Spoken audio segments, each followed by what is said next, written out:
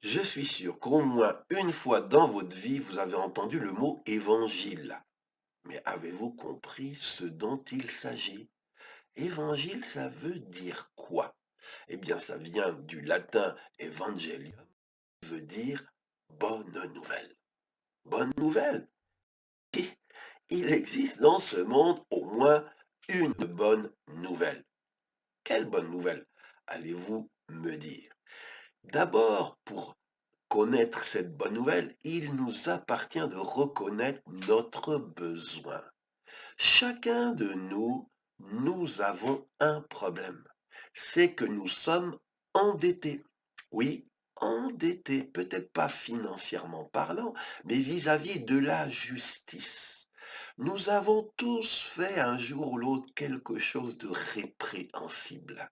Nous avons tous une dette vis-à-vis de ce qui est juste et correct. Peut-être nous n'avons pas été pris la main dans le sac, mais nous avons tous des choses sur notre conscience. Alors beaucoup ne veulent pas le reconnaître, mais peut-être certains d'entre vous, vous savez ce dont je parle. Il y a des choses dans votre vie que vous regrettez, vous ne pouvez pas revenir en arrière et vous cherchez à en être délivré. Vous cherchez la paix du cœur. Eh bien pour vous, j'ai une bonne nouvelle.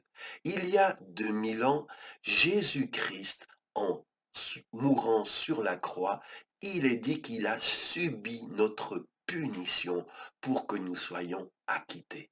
Et oui, Jésus était innocent, il n'avait à payer pour aucune faute, mais il a volontairement donné sa vie, il a volontairement pris sur lui la punition que vous et moi méritons afin qu'on ne puisse être acquitté.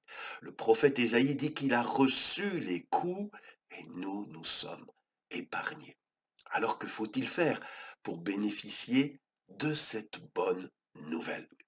Jésus a dit, on le lit dans l'Évangile au chapitre 1 de Marc, verset 15, Jésus a dit, repentez-vous et croyez dans la bonne nouvelle. Repentez-vous, c'est-à-dire regrettez vos fautes, désirez vous en détourner. Et pour en être délivré, eh bien, croyez dans la bonne nouvelle.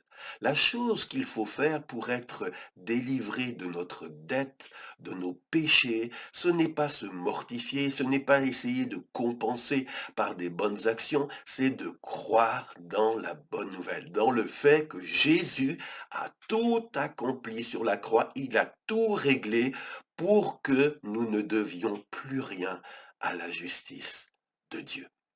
Et la seule chose que Dieu nous demande, c'est de mettre toute notre confiance, de nous appuyer de tout notre cœur, nous confier de tout notre cœur dans ce que Jésus a fait. Oui, Jésus t'a tant aimé qu'il a accepté de souffrir et de mourir pour toi. Alors aujourd'hui, tu peux venir à lui, tu peux le recevoir comme ton sauveur, mettre ta confiance en lui et lui demander son secours pour te donner la force de mener une vie qui l'honore et dont tu pourras être fier. Je te dis à mercredi prochain pour un nouveau partage. Que Dieu te bénisse.